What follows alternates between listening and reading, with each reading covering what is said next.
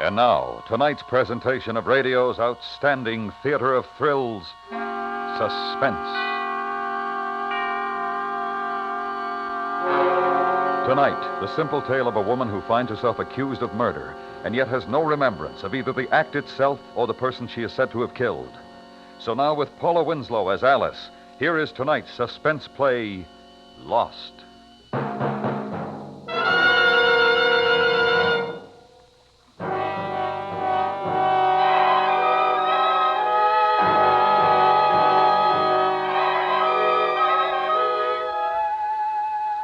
It happened in New York. I was window shopping on Fifth Avenue. It was noon. The sun was warm, but a chill made me shiver. I started walking again. I reached 59th Street, Central Park. No more stores, no more windows. I wanted to walk in the park, but I didn't. I couldn't decide. Should I? Shouldn't I? Yes, no, do, don't. I knew I had to go someplace. I knew I had to meet somebody, but it all happened so fast, like somebody closing a door. Suddenly, I couldn't remember who I had to meet, or where, or when. I started to walk fast as I could. I was almost running, up one block, down the next, back to Central Park. I had to keep moving. I had to run into something or somebody that would remind me. I had to. Then I saw a policeman in the middle of the street. He was directing traffic. I ran toward him. Lady! You tired of living? Oh, help me. Please help me. What's the matter? I'm lost. Well, this is 59th Street and 7th Avenue. Downtown is that way. Where you want to go? Well, I don't know. Come on, no left turn. Here, keep going. Oh, what was that again, lady? Well, all these cars, these buildings, those people, this looks like New York. Yeah, this is New York. Well, how did I get here? Where you from? I don't know. Huh? Well, All right, now, lady, now don't cry. I don't even know my name.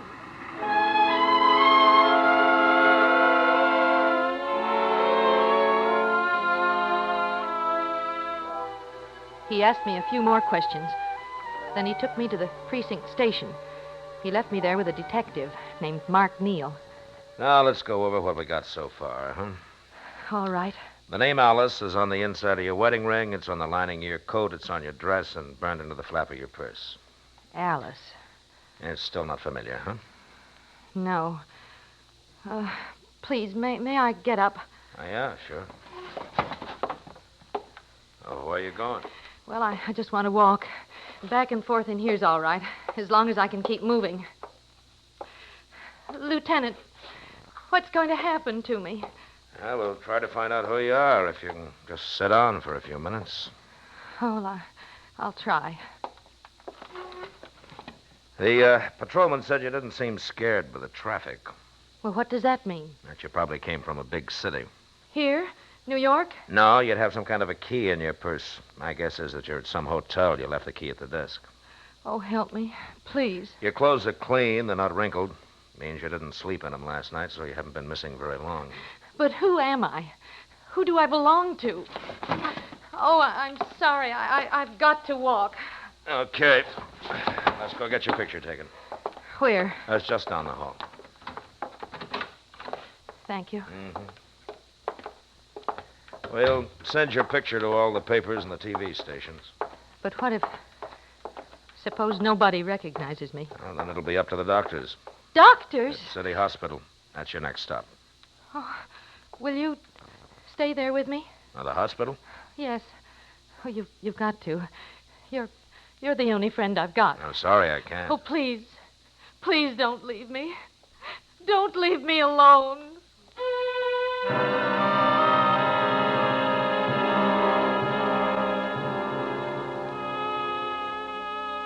Alone. Alone in a city of 8 million people. I knew 3 of them. A policeman near Central Park, a detective, and the nurse who brought me here to this ward. This hospital ward. Hello. Oh, Do I know you? I'm Dr. Corday. Oh, then you can help me. Please, I want to get out of here. I don't want to stay here. I can't. They made a mistake. Who did? Well, the hospital. I heard the nurse. I know what this is, the psycho ward for crazy people. Look, I'm not crazy. I'm not. I just can't I just can't remember who I am. Go ahead. It'll do you good. You think I'll start remembering? Maybe not, but somebody will recognize you. You're a celebrity. Your picture's in all the papers, and it's been on every TV station in the city. And nobody's called? Not yet. Doctor, how long will this last? When will I start to remember? Maybe a day, a week, a month. Right now, you need some rest. Oh, I can't sleep now. Did you take that pill the nurse brought? Yes. You sleep. And we'll talk some more after you wake up.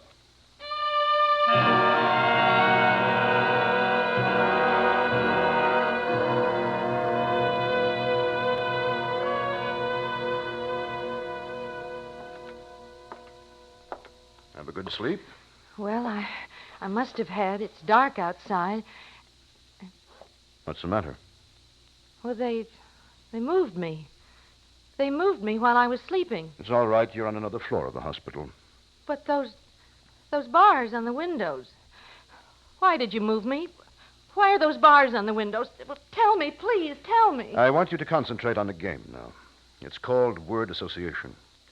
I'll say a word. You answer with the first word you think of. Black. White. Texas. Big. Blood. Red. Gun. Kill. Bullet. Dead. Murder.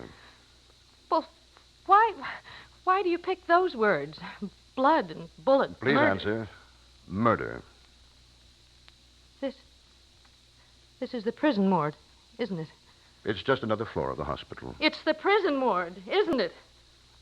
Yes. Well, I've been arrested. I've done something. But those words, blood and gun, I've killed somebody. You remember? Oh, then it's true.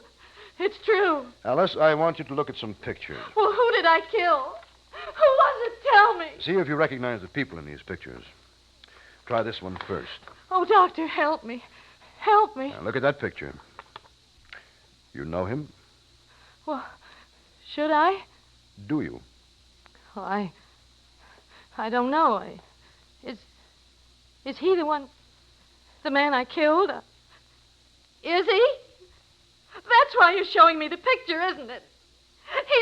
He's dead. Dead. And I killed him. No, Alice.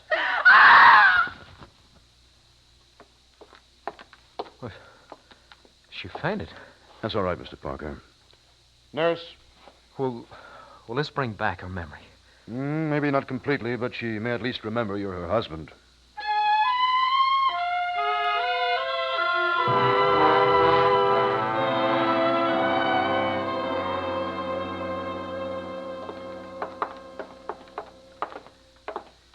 This next one's my office, Mr. Parker. All right.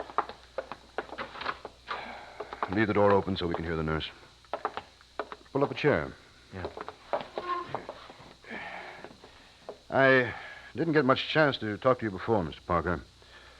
You mind if I ask you a few questions? Fire away, Doctor.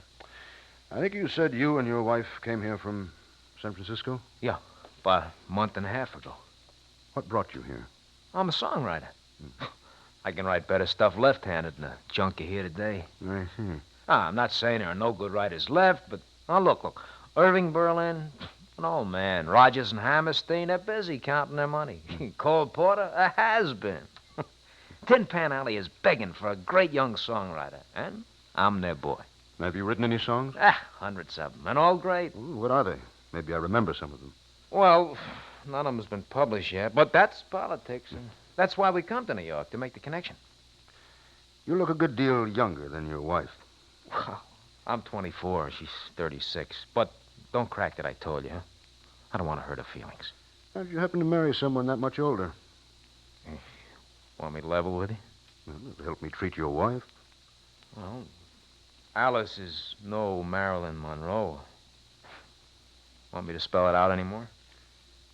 I take it she's rather wealthy. We ain't living at the Hotel Bentley on my royalty checks. How's the marriage going? Sometimes okay. And other times? You could have sold ringside seats. What do you fight about? Always the same thing. Alice is a nice girl. And I like to live the way that she can afford, but let's face it, Doc, I'm 24.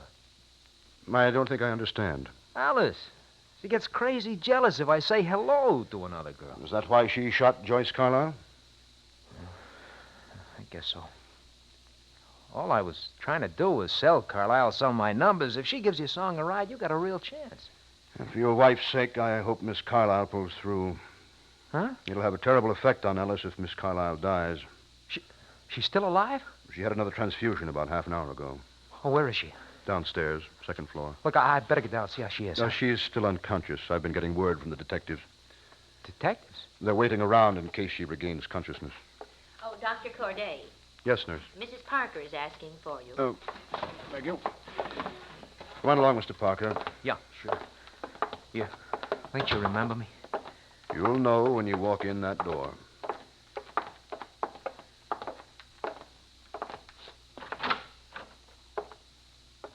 Alice. You called me Alice. Honey, I'm Vance. Vance? Your husband, baby. We came here from San Francisco, don't you remember? Oh, come on, honey. Let me hold you. Oh, don't. Please, don't. Alice, it's me. It's Vance. No, please, let me go. Hello, Doctor. Now, Mrs. Parker. Lieutenant. Oh, hello, Mr. Neal. Lieutenant Neal, Mr. Parker. Are you one of the detectives from downstairs? Yes. And, now I've got some bad news. Look, how is Miss Carlisle? Dead. They were holding your wife for murder.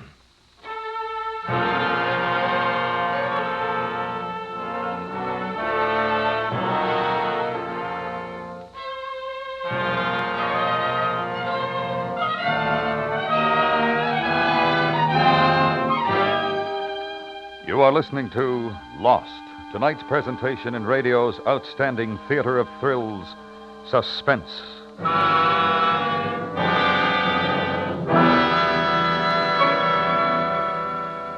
Tomorrow night, Casey, CBS Radio's crime photographer, totes his lens into plenty of danger as he investigates a miracle cure. Don't miss Life for Sale, the story on crime photographer tomorrow night over most of these same stations. And now we bring back to our Hollywood soundstage Paula Winslow as Alice in tonight's production of Lost, a tale well calculated to keep you in suspense.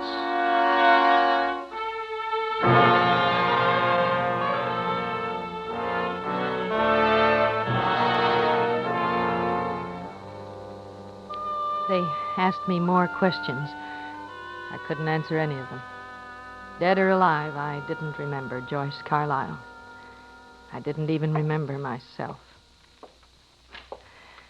Alice Parker, San Francisco. Alice Parker, San... Honey, you quitting? Oh, it's no good, Vance. That's the first time you called me by my right name. Oh, why can't I remember? Why can't I remember? Oh, honey, you heard the head shrinker. Relax, forget it. But how can I? What can they do to you? They found your handkerchief in Joyce Carlyle's apartment. That's all they got.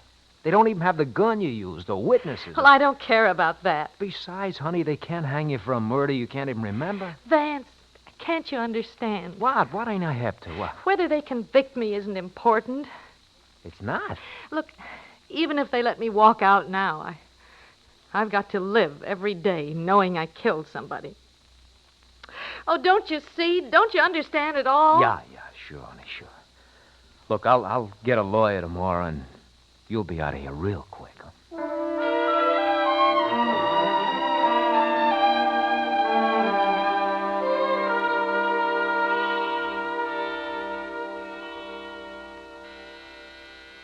Just a minute. Good morning, Mr. Parker. Oh, hi, Lieutenant. What are you doing here? I'd like to look around your suite, if I can. Oh, sure. Thank you. Come on to the bedroom while I grab a tie, huh? Mm-hmm. Just these 2 rooms of the place? Yeah, that's it. If you tell me what you're looking for, maybe I can steer you. Is this your wife's dresser? Uh-huh. You were prowling for anything in particular? No. Just want to see if there's any sign your wife planned this. Makes a difference if it was premeditated. You ever see your wife with a gun? Oh, skeet rifle. No, a snub-nosed .22 caliber pistol, pearl-handled. You told me you didn't have any murder weapon. We found it this morning Where? near the 59th Street entrance to the park. Close to where Alice talked to that cop? Yeah, 2 blocks. Any fingerprints on the gun? No, but it's the right gun. Anything on the night table there? Phone books. Come on, you ready for the other room? Yeah, I guess so. All right. $27.50 a day for these 2 rooms. Make it a softer touch than Crosby's agent. You have the key to this desk? Oh, yeah. Yeah, right here. It's a little. Thank you. How about that? $27.50 a copy. You think they throw in anything on the cuff? Nah. You want to watch TV? You drop 2 bits in that slot. Cost me $1 yesterday to watch a disc jockey. And speaking of dough, I know this ain't any time to ask, but Here. Here are your keys. look, you think they'll tie up Alice's loot while she's getting her marbles counted, huh? I don't know. It'll ground me real good if they do. You know, today was payday, and if she ain't around to sign my check. I'll remind her when I get to the hospital. Oh, thanks a lot. And you tell her I'll be over later with the lawyer, huh? You better check first. Why? She may be out. I'm taking her to Joyce Carlyle's apartment. Oh, come on. What do you guys want? We got a murder to solve. But you got it, Sal. So even if Alice did kill his canary, she was off a rocker. There's nothing you can do to her. Why are you taking her to Joyce's place? Ain't she had a bad enough time? You're welcome to come along.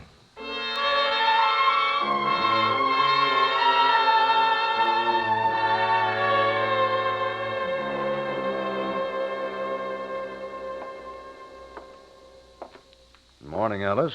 Oh, hello, Doctor. Feel stronger today? Well, I think so. How much is 2 and 2? What? How much is 2 and 2? 4. How do you know? Well, I learned it When? when I was a little girl. I had a special blue dress, and Go on. they used to tease me and call me Alice Blue Gown. Doctor, it's coming back. I'm beginning to remember. I live in San Francisco. My name is Alice Lee Parker. Where are you? In New York with my husband. His name is Vance. How did you come here? On a train. We got here last week. Last week? On Friday. It's our second honeymoon. Vance took me out Saturday night to the Golden Angel. We danced together, every dance. He never looked at another girl. The Golden Angel. The nightclub. Oh, it was wonderful. You remember a girl who sang at the club? Yes, a pretty girl. We liked her. Her name was... Joyce? Yes, Joyce. Joyce Carlyle. Oh, but no. No, that's the name of the girl You remember? No, I remember her name from last night. Last night. When the detective came in, he said she'd died. You remember shooting her? Oh, no. No, I thought I was all better. Oh, Vance. Oh, darling. Oh, darling. Easy, honey, easy. She's almost completely recovered, Mr. Parker. Doctor. Oh, morning, Lieutenant. I didn't see you. Doctor, can you step out into the corridor for a minute? Oh, sure. Pardon us? What is it? Does she remember the shooting? Not yet. There's still a gap, a kind of twilight zone of about a month. Is there any danger in her visiting Joyce Carlyle's apartment? On the contrary, it might snap her out of it entirely. Good. I'll take her over there right now.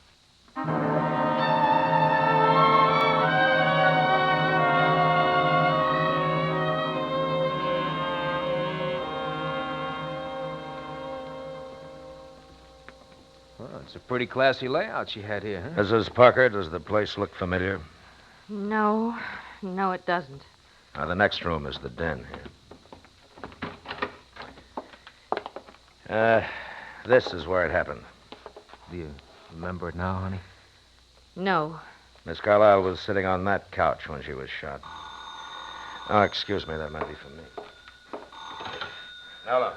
Thanks, yes, but yes. why? Why what? Well, why should I want to kill her? You thought that she was cutting your time. With you? Oh, Natch, I kept telling you that, honey, but you wouldn't listen. All right, thanks. Well, how could I do it? Well, finally adds up. You know, I first got suspicious when the murder gun showed up without fingerprints. Why? Because you weren't wearing gloves when you lost your memory, and you had none in your purse. It looked like the gun was planted for us to find. Planted where it would look bad for you, Mrs. Parker. That phone call was from your hotel. Well, what have they got to do with this? Well, there's a tape in that coin box on your TV set. It records the time the coin drops in and the channel being watched. Come on, let's get with it. You were watching Channel 2 yesterday at 3:15 when your wife's picture was telecast. Anything wrong with that? It was a real good setup. Your wife in the hospital with amnesia, so she can't remember whether she did it or not. You plant her handkerchief here where the police will find it. Vance. Your telephone charge slip shows that you called her here at 3:45 yesterday. Had to be you because your wife was in the hospital at that time. Oh, now, look. Joyce Carlyle was going to sing some of my songs. Why would I knock her off? We found out about that, too, from her piano player. You told Joyce Carlyle you were going to divorce your wife and marry her. And she was demanding action. So come on, son. You can think up another story on the way to headquarters.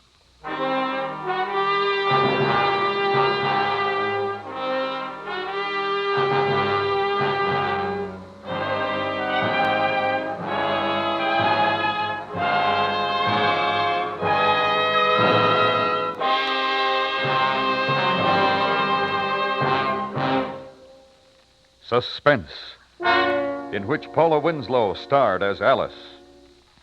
Next week, the ironic story of an actor who played his first part perhaps too well, leaving himself unable to better his performance. We call it Rave Notice. That's next week on Suspense.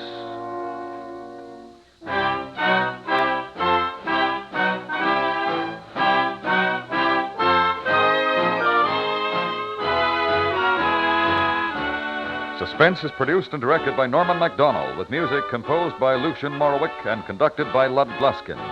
Lost was specially written for Suspense by Jerry D. Lewis.